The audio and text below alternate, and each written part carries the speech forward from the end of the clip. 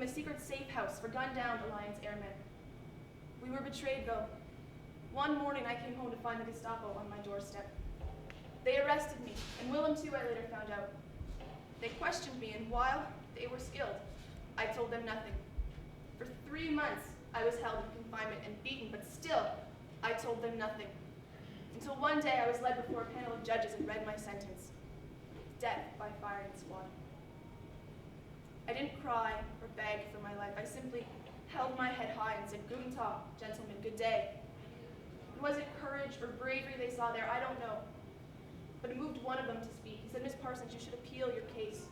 And so I did, and it was reduced to life imprisonment. So I was sent to Vecta prison, a working prison. But here I found a friend in a Dutch baroness, Wendelin von Wolitzer, a strong, brave, intelligent woman. We became the fastest of friends, and we vowed to escape as soon as the opportunity arose. But now, like I said, Vecta was a working prison, and so we were set to work. My job was to prepare the igniters for charges that would blow up bridges. All I had to do each day was simply snip the ends of 17,000 wires. Not a hard job, but one that I was soon removed from. They said something about shoddy work and sabotage. I assured them I had no idea what they were talking about. And so I was moved to sock detail. Day in and day out, I would mend hundreds and hundreds of German socks. They weren't wires, but I can tell you this much. I sewed as many hard, uncomfortable little knots into those socks as I could possibly get away with. But then finally one day, fate smiled upon Wendelin and I. The Allies bombed the men's side of our prison. Our warden, she led us out into the courtyard and she threw open the gates. She said, "You can take your chances in here with the Allied bombs or out there with the German bullets." Wendelin and I ran. We ran and we escaped, but we found ourselves with no food, no papers, barely any clothes, and deep in German territory. And now while Wendelin spoke fluent German, everything I spoke with a thick Canadian accent. So we devised a plan. We would be two relatives, our papers lost, trying to find our way back to our family. Wendelin, my niece, would be looking after me, her aunt, who had a cleft palate, a speech impediment. This was our plan, to rely on her German speaking and my acting abilities.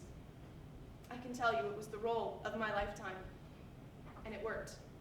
Much to our surprise, for weeks we traveled under this disguise, and we found ourselves at the Allied borders. Now here Wendelin and I became separated, but I allowed myself to be captured, and in whose company do I find myself but the northern Nova Scotian Highlanders?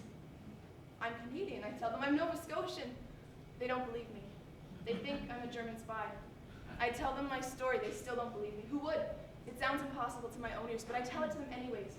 I tell it to them until I'm interrupted from behind. Mona? Mona Parsons? I turn around and standing in front of me is Captain Kelly White and Captain Vincent McLean, two gentlemen whom I'd gone to Acadia with here in Wolfgang. I could not believe my eyes, nor could they, but they vouched for my identity and I was finally safe. Willem and I were reunited shortly after this, but the war had taken a much greater toll on him than on me, and he passed away just a few short years later. I remarried, of course. An old family friend, Major General Harry Foster, is in Mona Parsons' wife of. And Harry and I moved back here to Wolfville. We lived just down on Main Street, number 646, and it was there that I stayed until my own passing in 1976.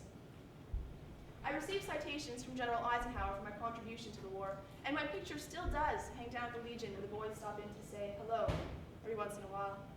But you can see how wife of does not really tell my full tale. I mean, for goodness sake, the man whose wife I am isn't even buried with me. Harry is down in Kentville with his first wife. So it does my heart good to see you all here tonight remembering me. For you see, my history is now your history.